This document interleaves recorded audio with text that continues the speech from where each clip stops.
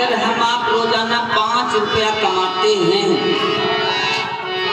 तो उन 5 रुपयों में 1 रुपया धर्म में लगा देंगे, 1 रुपया यश कमाने में लगा देंगे। प्रसाद चले गए, प्रसाद दे देंगे। अगर 5 रुपया बंधु हम आप कमाते हैं, उदाहरण है, अगर 5 रुपया आप कमाते हो तो 1 रुपया धर्म में लगा देना, 1 रुपया यश कमाने में लगा देना,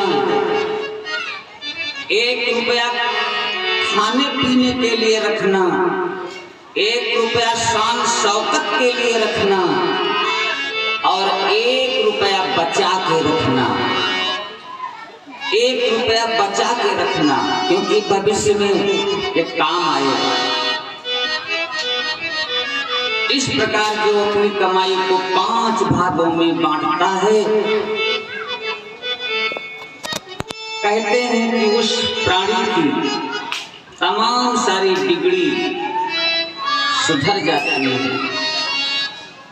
उसका जो जीवन का लक्ष्य है वो आसान हो जाता है। बंधुओं, आओ ये कथा कैसी है भगवान की, इसको श्रवण करके संत महात्माओं ने कहा है जीवन की जो व्यथा है वो दूर हो जाती है। इसे श्रवण कर जाती है, इसे श्रवण कर मिट जाती है, जन्म जन्म की व्यथा ये है राम कथा। जय श्री राम, ये राम कथा, जय श्री राम कथा, ये राम कथा, जय श्री राम कथा। इसे श्रवण कर मिट जाती है, इसे श्रवण कर मिट जाती है,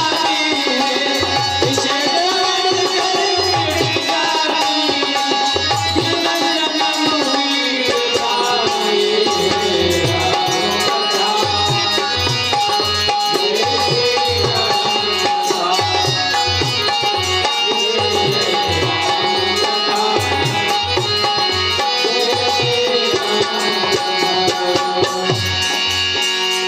ऐसी है भगवान की कथा जिसको सुनने से जन्म जन्म की व्यथा दूर हो जाए, जीवन भर के कलमश कसाय दूर हो जाए। बंधु, जीवन भर के दुख दूर हो जाए। ऐसी है ये भगवान की कथा।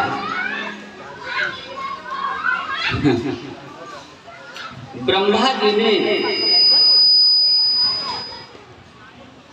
गाय और बछड़े चुरा लिए। बड़ा ध्यान से समझना बहनों भाइयों, ब्रह्मा जी ने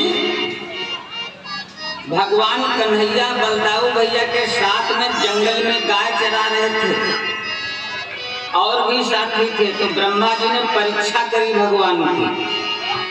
तो ब्रह्मा जी ने गाय बछड़े और ग्वालों सबको चुरा लिया और कहते हैं 1 साल तक गाय रखा, चुराए रखा।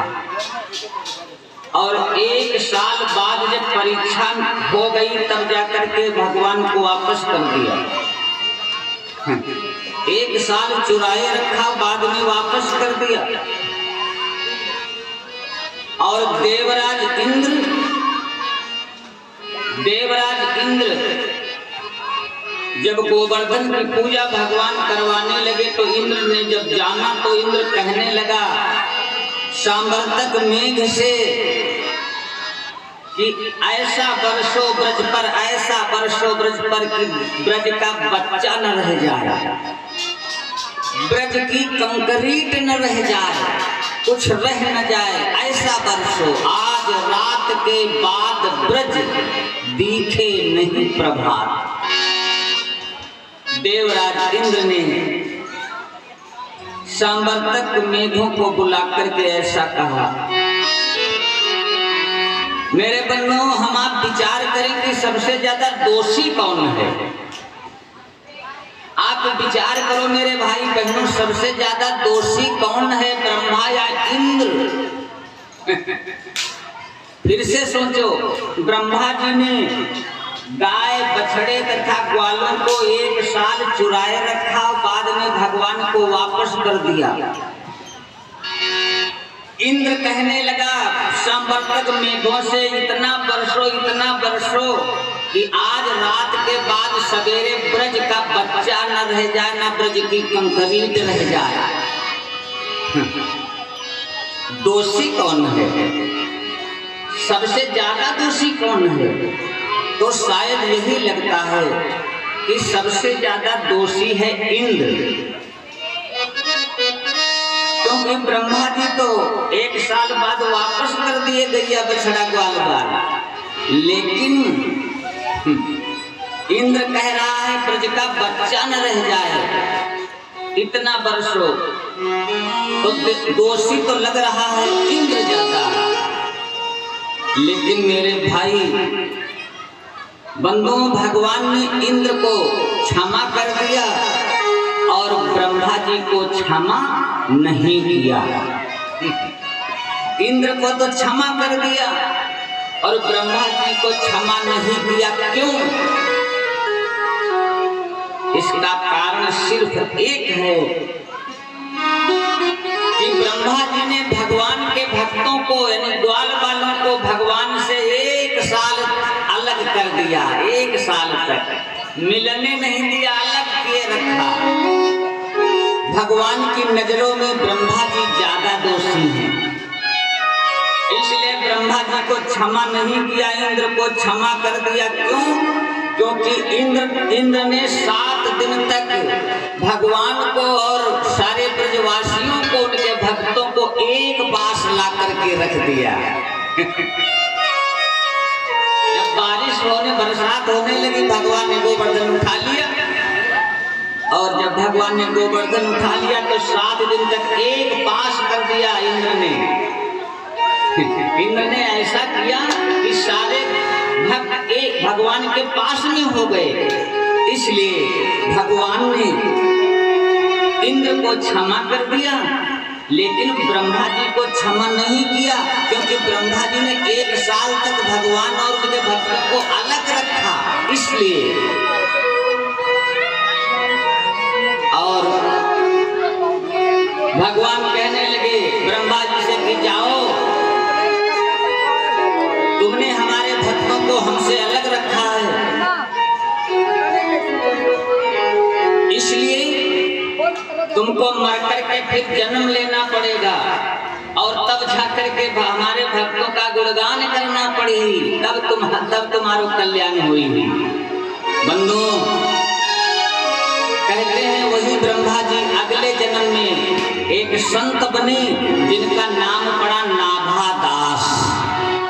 जिन संत का नाम पड़ा नाभादास, उन्होंने एक रचना की जिस रचना का नाम है भक्तमाल। जिस रचना का नाम है भक्तमाल। भक्तमाल में जब नाभादास जी ने भगवान के भक्तों का वर्णन किया, उनका गुणगान किया, तब जाकर के उनका उद्धार हुआ। ऐसी है भगवान की लीला, ऐसी है भगवान की लीला। आज भैया लोगों ने 7 दिनों से इतनी बढ़िया व्यवस्था करी कि भगवान को और भगवान के भक्तों को एक कर दिया। कथा करवाने का फल क्या होता है? कथा करवाने का फल पता नहीं कितना गुना ज्यादा होता है, पता नहीं कितना लाभकारी होता है। भैया लोगों ने 7 दिन भगवान को, भगवान के भक्तों को एक कर दिया, एक जगह कर दिया। इससे बढ़िया पुण्य क्या हो सकता है? इससे बढ़िया लाभ क्या हो सकता है? यह है कथा करवाने का पुण्य। जो ऐसा करता है भगवान उसके 1000 अपराध क्षमा कर देता, जैसे इंद्र को क्षमा कर दिया। जो भगवान और भगवान के भक्तों को इकट्ठा करता है ना, परमात्मा उसके कई अपराध क्षमा कर देता है। ऐसी है भगवान की कथा। आओ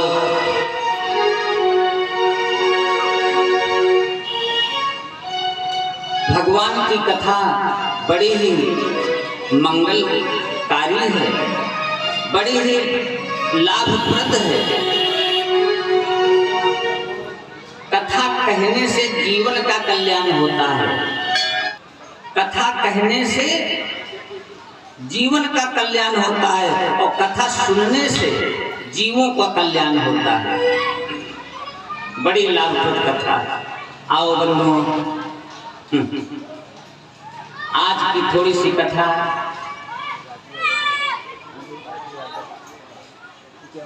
राजू यादव 51 रुपया भैया जी की तरफ से परमात्मा के चरणों में। आओ थोड़ी धनुष यज्ञ की कहानी कथा बड़ा प्रेम से श्रवण करें सभी भक्त। आज गुरुदेव के साथ में राम जी धनुष यज्ञ उस रंगशाला की तरफ चलते हैं। मुनि मुनि वृंद समेत कृपाला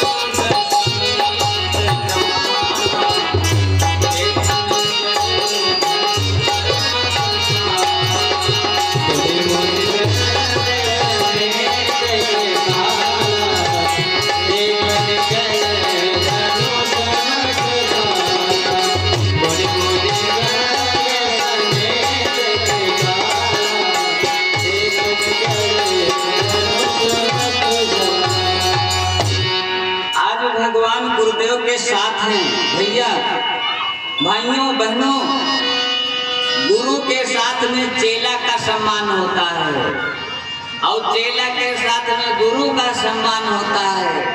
आज भगवान राम भैया लक्ष्मण के साथ में विश्वामित्र महाराज के साथ में पहुंचे जैसे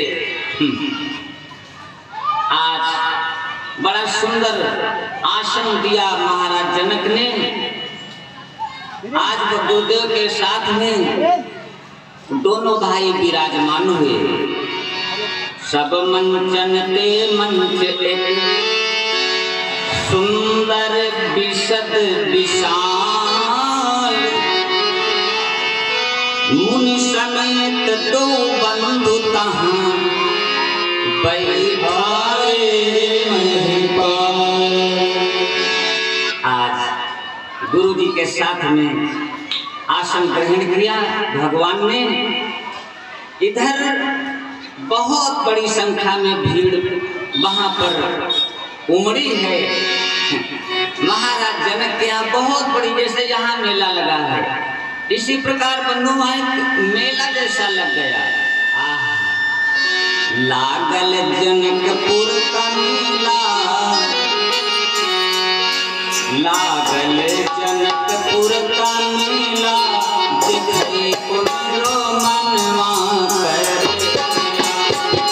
लागल जनकपुर का मेला, दिखे पुरो मनवा करेला।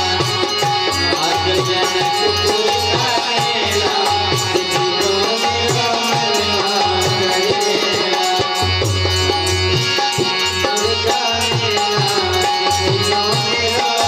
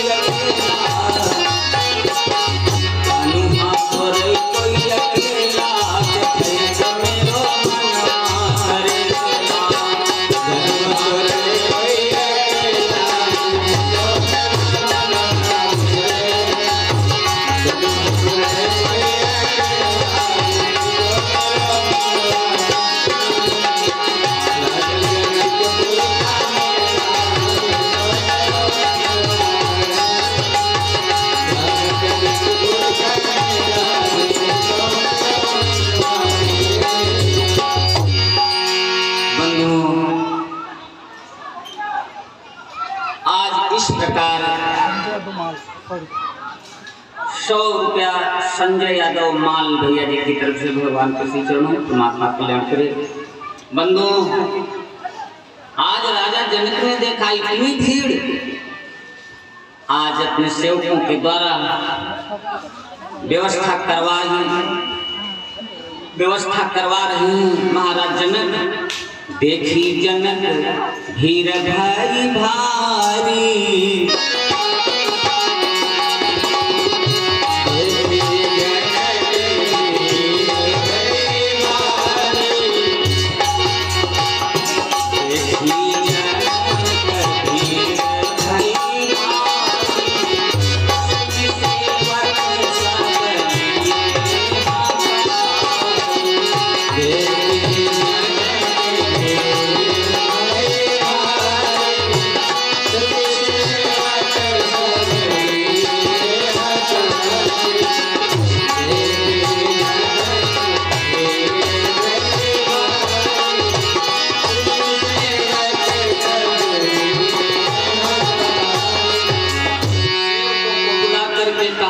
व्यवस्था में कसर न रहने पावे, कमी न रहने पावे। भक्तों, आज भगवान गुरुदेव के साथ में बैठे ऊंचे सिंहासन पर भगवान को देखा है पूर्ववासियों ने, और वहां जो राजागण आए हैं सबने जैसे भगवान को देखा। बाबा जी लिखते हैं, प्रभु ही देख सब नट